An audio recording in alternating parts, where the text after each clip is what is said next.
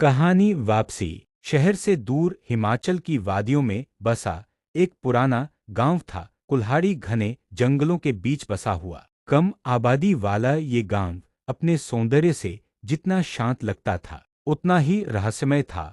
इसी गांव में गर्मी की छुट्टियों में रहने आई थी एक लड़की रिया। रिया एक कॉलेज स्टूडेंट थी जो शहर की भीड़-भाड़ से दूर कुछ समय के लिए अपने दादा दादी के पास गांव आई थी। वहां पहुंचते ही उसे लगा जैसे वो कोई दूसरी दुनिया में आ गई हो। हवा में अजीब सी ठंडक थी और गांव के बुजुर्ग किसी अनदेखे डर से कांपते रहते थे। लेकिन रिया को ये सब अजीब कहानियां लगी। दादी ने उसे पहली ही रात चेतावनी दी, इस शाम ढलने के बाद पुराने स्कूल की बिल्डिंग के पास मत जाना। रिया ने हंसते हुए पूछा, क्यों दादी, वहां भूत है क्या? दादी ने गंभीरता से सिर हिलाया, हाँ, जो वहां गया वो कभी वापस नहीं आया।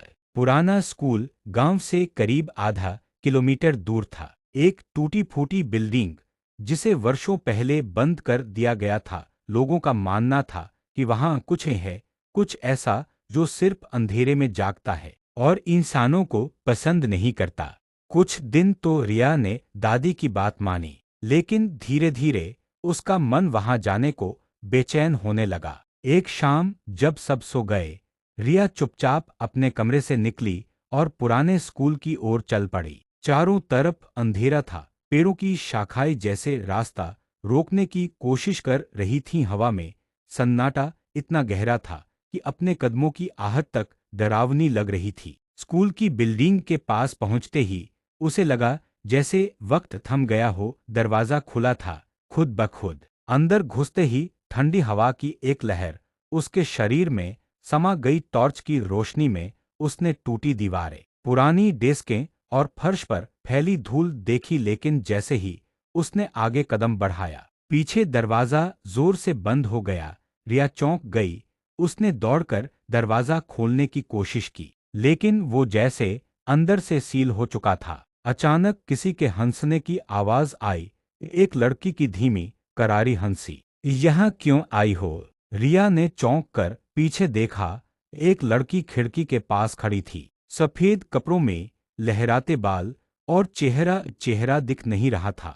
रिया कांपते हुए बोली, तुम कौन हो? वो लड़की धीरे धीरे आगे बढ़ने लगी। मैं वो हूँ जिसे सबने भुला दिया, जिसे यहाँ मार दिया गया। इसी स्कूल में मास्टर जी ने सजा के नाम पर बंद कर दिया कमरे में और फिर कभी नहीं निकाला। अब उसका चेहरा दिख रहा था, आधा सड़ा हुआ, आंखों से खून टपकता हुआ। रिया चीख पड़ी। वो भागना चाहती थी, लेकिन उसके पैर जैसे जम गए थे। लड़की उसके पास आई और फुसफुसाई, अब तू भी मेरे साथ रहेगी हमेशा के लिए। रिया की आंखें बंद हो गईं। अगली सुबह जब गांव वालों ने देखा कि रिया गायब है, तो सभी डर गए। खोजबीन शुरू हुई, लेकिन उसका कोई पता नहीं चला। स्कूल की इमारत में जाने की किसी की हिम्मत नहीं थी। 3 दिन बाद गांव के एक बच्चे ने बताया कि उसे रात में स्कूल की बिल्डिंग की खिड़की पर कोई खड़ा दिखा। रिया, लेकिन जब लोग देखने पहुंचे,